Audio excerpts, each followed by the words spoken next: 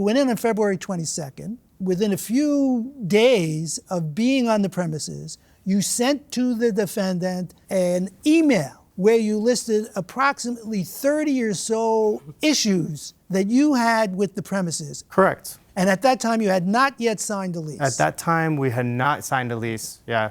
I wanted to have all this as part of the lease, as part of the move-in inspection, because I know that I'm going to be responsible if I sign something. Now, when you received this email, what did you do? I think this was pre-planned because his dad is real estate professional. They have a lot of rental properties. They knew what they were doing. That's why he handed me the check, and I was without knowing that if I deposit the check, it's already contract. And after a week, when he sent me an email, I was shocked. There is nothing wrong in my home. When he said inhabitable, I was shocked. I was like, okay, I can give your money, just go away, because I knew it's all lies. And at this particular time, you didn't have any kind of written agreement between the two of you? No, we did not. There came a point in time where you sent him a lease, am I correct? I went there. We both signed the lease. He pulled the lease out of my hand, and he added 2 cats and his girlfriend's name. I said, this is not a lease. I can't. I don't want to do lease agreement with you.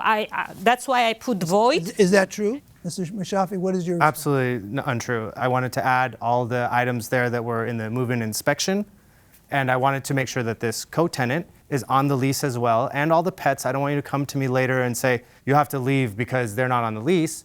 Those were the habitats. Ultimately, you permitted him to remain in the premises for approximately 6 months, am I right? Yes. According to the original But without his application, he mentioned only it's himself and the dog. But since I voided, I sent another lease agreement, and he never signed it. Right. When you don't sign a lease agreement, that means that you have no written agreement. But nevertheless, did the plaintiff damage your premises? Yes. Beyond the $4,600? Are you responsible in any way for his moving fees because he's added that to his complaint? And are you responsible for expenses he made in the lease, including painting one room a particularly dark purple color? Judge Acker?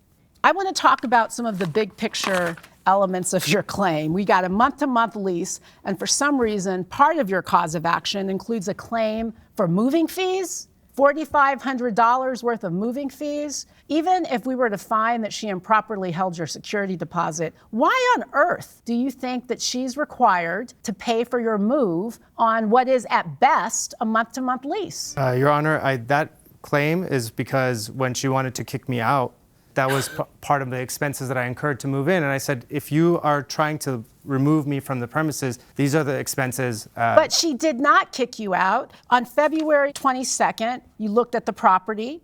On March 2nd, you gave her a long list of complaints, broken outlets. According to you, there were pests in every room. The blinds are filthy and broken. The light bulbs are burnt out. So 8 days into a new home, you're saying that the property is deficient because it has burnt out light bulbs, and you're on a month-to-month lease? Like, something about this, I'm moving in on the 22nd, here's a check, there's a whole bunch of problems.